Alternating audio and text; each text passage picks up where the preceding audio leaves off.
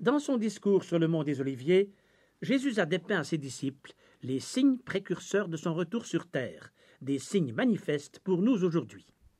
Il a annoncé en particulier des guerres et des catastrophes naturelles toujours plus fréquentes, le rétablissement de la nation d'Israël et une propagation sans précédent de l'Évangile. Il a énoncé ensuite 3 paraboles, celle des serviteurs, celle des 10 vierges et celle des talents. Et dans cet enseignement, on retrouve à diverses reprises, comme un leitmotiv, une exhortation concernant l'imminence de son retour. Veillez donc, puisque vous ne savez pas quel jour votre Seigneur viendra. Matthieu 24, 42. Veillez donc, puisque vous ne savez ni le jour ni l'heure. Matthieu 25, 13. Veillez donc et priez en tout temps, afin de paraître debout devant le Fils de l'homme. Luc 21, 36. Mais une pierre importante manque encore à l'édifice de ce transcendant discours.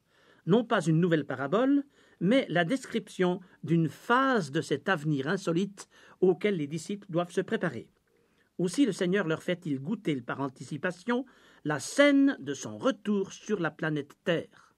Lorsque le Fils de l'homme viendra dans sa gloire, avec tous les anges, il s'assiera sur le trône de sa gloire. Toutes les nations seront assemblées devant lui. Il séparera les uns d'avec les autres, comme le berger sépare les brebis d'avec les boucs. Et il mettra les brebis à sa droite et les boucs à sa gauche. Matthieu 25, 31 à 33. Jésus sera donc revenu sur terre accompagné des anges et des saints, c'est-à-dire des chrétiens qui auront été enlevés. Toutes les nations seront rassemblées devant lui. Ce sera le point de convergence de toute l'histoire des peuples. Mais auparavant, l'Antéchrist, l'adversaire de Dieu, aura rassemblé l'élite des forces militaires de l'humanité pour assiéger Jérusalem et combattre contre Israël. S'insurgeant contre le ciel, il se sera élevé au-dessus de tout ce qu'on appelle Dieu ou de ce qu'on adore. Il va jusqu'à s'asseoir dans le temple de Dieu, se proclamant lui-même Dieu. 2 Thessaloniciens 2, 4. Selon Apocalypse 16, toutes les armées du monde seront rassemblées à Armageddon, un gigantesque champ de bataille couvrant plusieurs régions du Moyen-Orient. Et soudain, Jésus-Christ apparaîtra du ciel pour confondre ses adversaires. Ses pieds se poseront en ce jour sur la montagne des Oliviers. L'Éternel paraîtra, et il combattra ces nations, il viendra, et tous ses saints avec lui. Zacharie 14, 3 à 5. Tout œil le verra, même ceux qui l'ont percé, et toutes les tribus de la terre se lamenteront à cause de lui. Apocalypse 1, 7. Et ce sera la foudroyante victoire du ciel sur l'enfer. L'Antéchrist, instigateur de la révolte collective de l'humanité, sera jeté dans l'étang de feu et de soufre, de même que son prélat, le faux prophète, ainsi que tous les chefs politiques et militaires impliqués dans le complot universel contre Dieu. Assis sur le trône de sa gloire, le Seigneur jugera alors les nations. Ce ne sera donc pas le jugement des individus, prévu pour beaucoup plus tard dans le calendrier de Dieu. Matthieu 25, 32 le précise. Toutes les nations seront assemblées devant lui. Il ne sera donc question ni des personnes, ni de leur salut individuel, mais de récompenses décernées ou de châtiments infligés à des peuples considérés collectivement comme des entités ethniques. Seule la plus haute instance internationale, c'est-à-dire Christ, sera capable de régler le problème éthique auquel les peuples auront été confrontés. Une scène que dépeint aussi le prophète Ésaïe au chapitre 2, versets 3 et 4, et qui, remarquez-le, laisse entrevoir à la fois la réconciliation des peuples et leur désarmement définitif. De Sion sortira la loi, et de Jérusalem la parole de l'Éternel. Il sera le juge des nations, l'arbitre d'un grand nombre de peuples. De leurs glaives ils forgeront des hoyaux, ou des charrues, et de leurs lances des serpes. Une nation ne tirera plus l'épée contre une autre, et l'on n'apprendra plus la guerre. En Matthieu 25, les représentants de toutes les nations assemblés devant le trône de gloire du Seigneur sont assimilés à des brebis et à des boucs qu'un berger sépare. Et le réquisitoire du roi tiendra en une seule phrase. « Qu'avez-vous fait des plus petits de mes frères ?»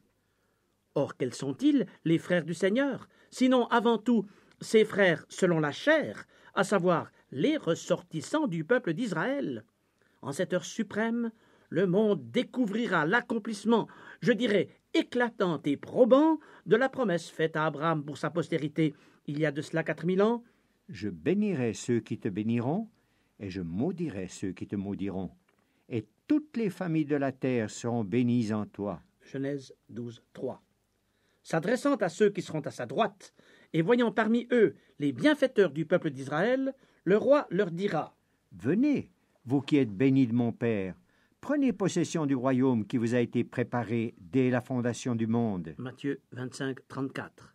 Mais il dira à ceux qui seront à sa gauche: Retirez-vous de moi, maudits. Allez dans le feu éternel qui a été préparé pour le diable et pour ses anges. Matthieu 25, 41. Le texte de ce chapitre nous montre que les uns comme les autres seront surpris à l'ouïe du verdict du roi et demanderont à connaître les minutes de leur procès.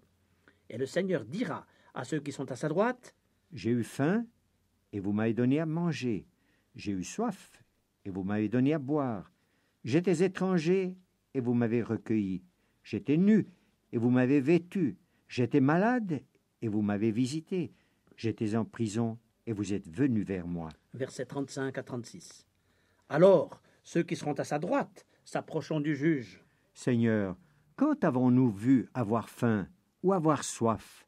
Quand avons-nous vu étranger ou nu? Quand avons-nous vu malade ou en prison? Et sommes-nous allés vers toi? Versets 37 à 39. Et le roi leur répondra: Toutes les fois que vous avez fait ces choses à l'un de ces plus petits de mes frères, c'est à moi que vous les avez faites. Verset 40. Mais aux autres, il devra dire: Toutes les fois que vous n'avez pas fait ces choses à l'un de ces plus petits, c'est à moi que vous ne les avez pas faites. Verset 45. Le divin juge se sera donc identifié au plus petit de ses frères, c'est-à-dire aux ressortissants de son peuple d'autrefois.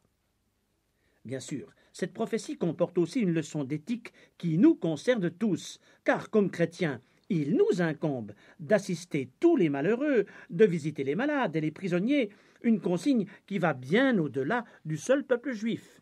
Il est donc juste que nous nous inspirions de cette parabole dans notre comportement quotidien.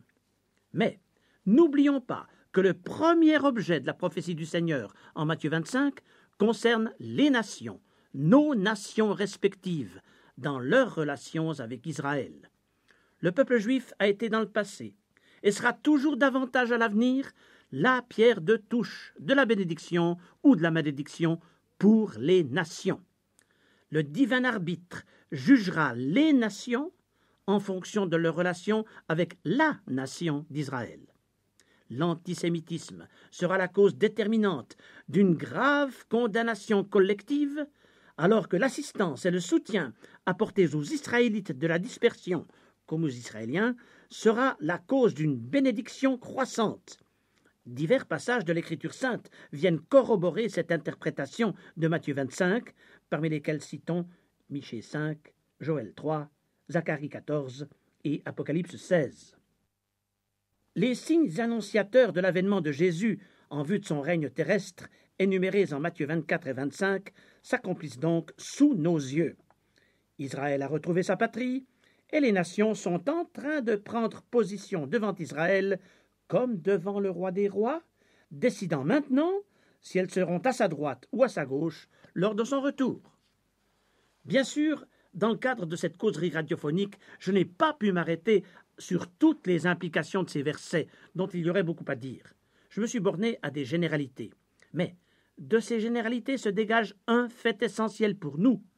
Si dès aujourd'hui les peuples déterminent leur avenir, à combien plus forte raison en est-il ainsi de nous, serviteurs du Maître, des serviteurs qui devraient, dès maintenant, se tenir debout devant le roi qu'ils attendent. Des serviteurs qui, s'étant laissés avertir par le Seigneur, vivent dès maintenant de la glorieuse espérance qui s'attache à son retour. Aussi, me semble-t-il que je ne puis mieux faire pour conclure cette série d'émissions consacrées au discours de Jésus sur le mont des Oliviers qu'en évoquant à nouveau le mot d'ordre donné par le Seigneur à ses disciples tel que le reporte Luc 21, 27 à 28. On verra le Fils de l'homme venant sur une nuée avec puissance et une grande gloire. Quand ces choses commenceront à arriver, redressez-vous et levez vos têtes, parce que votre délivrance approche. Ce qui nous conduit à l'épilogue de tout le discours du Mont des Oliviers, au verset 36 de ce même chapitre. Veillez donc et priez en tout temps, afin que vous ayez la force d'échapper à toutes ces choses qui arriveront et de paraître debout devant le Fils de l'homme.